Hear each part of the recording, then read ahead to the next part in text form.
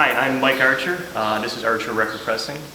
Been here for 45 years. I'm third generation record presser, and we've been taking care of the Detroit market as well as, we'll make records for, the whole country, but we'd like to take care of our Detroit people first. It starts over here with the raw virgin vinyl. You can see it starts out in pellet form, and that's a record right there waiting to happen. This is called an extruder. Okay, this is all filled with vinyl right here, you can see. And what we do is we run it through this long barrel that's heated with steam, and what it does is it melts that vinyl and it comes all the way around over here. There's a screw in there that pushes it through, comes and fills that cup right there. And when that's filled, what you get is something that looks kind of like that. Now that's what a record looks like before it's actually squished into a record. So what happens is you got your vinyl patty here, you got your top label, you got your bottom label. This slides forward into the press. You can see these are the masters, we call them stampers, already loaded on the press. It's a nickel, made of a nickel, and the grooves are already cut, and there's music on that, and that's ready to go. So what happens is that vinyl, that patty goes in there, the press closes at about 100 tons of pressure, so there's a lot of pressure. At the same time it's getting hit with about 300 degrees of steam.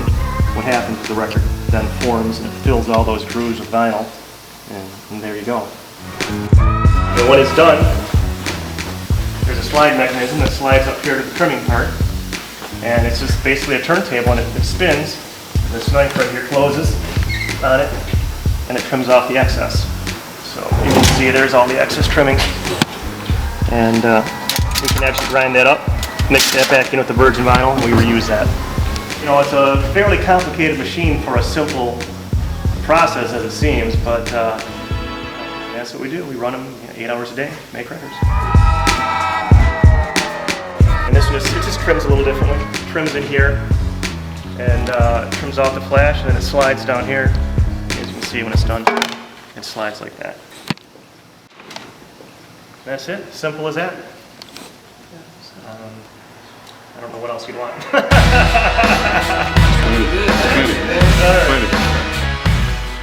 What are some legendary Detroit artists that pressed with you here? Well, we can go back to the 60s. And we were never a Motown plant per se, but all the Motown artists actually always had side gigs. They did side jobs. They'd always come in here, and we pressed a lot of that stuff. So, that 60s or in the early 70s, we did a lot of stuff out of the rock and roll scene. There's always been a good rock and roll scene here in Detroit. People like Bob Seger and such, we did in the 70s. And then in the 80s, as things went to CD, we did slow down for a while, and we were wondering, well, is this going to be it? But we just hung on, and then dance music started happening late 80s, and the dance music, the DJs wanted on vinyl, so bam, here we go again. So we started getting busy again, late 80s, and the whole techno thing, the 90s were very strong. We always had, just in Detroit, if we wanted to in the 90s, we could have just said, we're Detroit only. There's enough work in Detroit to keep us busy. And also some of Waajeed's first records were here. You want to get a shot at speaking with it? Yeah, we did quite a few records for Waajeed back in the day. I know at least 4 or 5 records, right, Waajeed? Yeah, it was like 4. 4 records, and I know they all sold too. They all did very well. Yeah, we did all right. We did all right with them. That was what, the early 2000s? 2000. What records was it, G? 2 Dilla records, instrumental, and then I think we did 2 more records. Yeah. Yeah, 2 more records. Right. And those were like the first ever Dilla instrumental releases, right? Yep. Some of the first instrumental albums, period. Yeah. We don't do a lot of hip hop on the 7-inch. This will be one of the first hip hop records I can think of on the 7-inch, which would be kind of cool.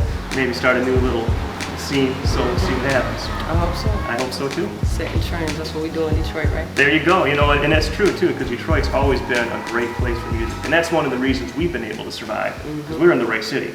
We're here in Detroit, where there's always been music, and it's a great place for us to be. Yeah.